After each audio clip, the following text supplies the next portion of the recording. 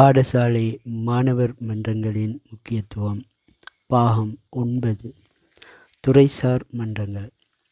பாடசாலைகளில் நடைபெறுகின்ற மாணவர் மன்றங்கள் பல்சுவை கதம்ப மன்றங்களாக அமைவதே வழமை. இதில் தவறில்லை. ஆனால் வருடத்தில் சில மன்றங்களையாவது துறைசார் மன்றங்களாக நடத்தினால் அதுவும் மிக பயனுடையதாக அமையும். மொழி ரீதியான மன்றங்கள், கவிதை மன்றங்கள், நாடக மன்றங்கள், விவாத மன்றங்கள், சிறுகதை மன்றங்கள், உரை மன்றங்கள் என்றவாறு அவை ஒழுங்குபடுத்தப்பட்டால் அது அத்துறை சம்பந்தமாக மாணவர்களின் கவன ஈர்ப்பை பெறக்கூடியதாக அமையும். மொழி ரீதியான மன்றங்கள் ஒவ்வொருவரும் தனது மொழியாற்றல்களை வளர்த்து கொள்ள வேண்டியதன் அவசியத்தை உணர்த்தும். அம்மன்றத்தில் பங்கு பெற்றாத மாணவர்கள் அடுத்த மன்றத்திலாவது தான் பங்கு பெற்ற வேண்டும் என்ற தூண்டுதலை பெற உதவும். அதுபோலவே கவிதை மன்றங்கள் கவிதை பற்றிய மாணவர்களின் நேர் மனப்பாங்கை வளர்க்கும்.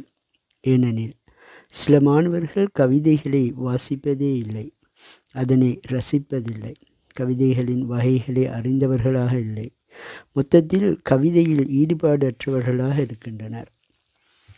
ஒரு கவிதை மன்றத்தின் மூலம் கவிதையின் வகைகள், அதன் ரசனை என்பவற்றை விளங்கிக் கொள்ளக்கூடியதாகவும், கவிதை மூலம் சமூகத்தில் ஏற்படுத்த முடியுமான தாக்கங்கள் என்பவற்றையும் அறியக்கூடியதாக இருக்கும்.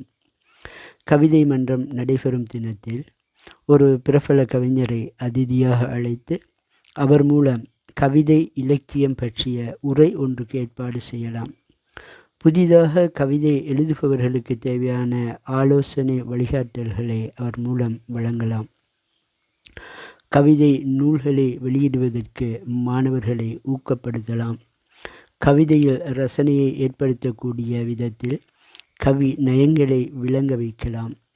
பல்வேறு வகை கவிதைகள் பற்றிய அறிமுகத்தை செய்யலாம். இவ்வாறு பயனுள்ள ஒரு சிறிய கவி இலக்கிய விழாவாக அதனை அமைத்து கொள்ளலாம்.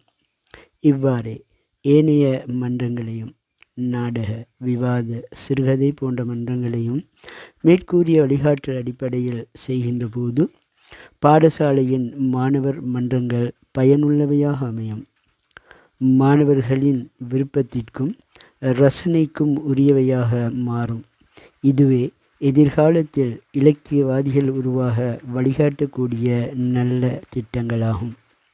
இன்ஷா அல்லாஹ் இன்னொரு விடயம் பற்றி அடுத்த பாகத்தில் பேசுவோம். அஸ்ஸலாமு அலைக்கும் வரஹ்மத்துல்லாஹி வபரகாத்துஹு.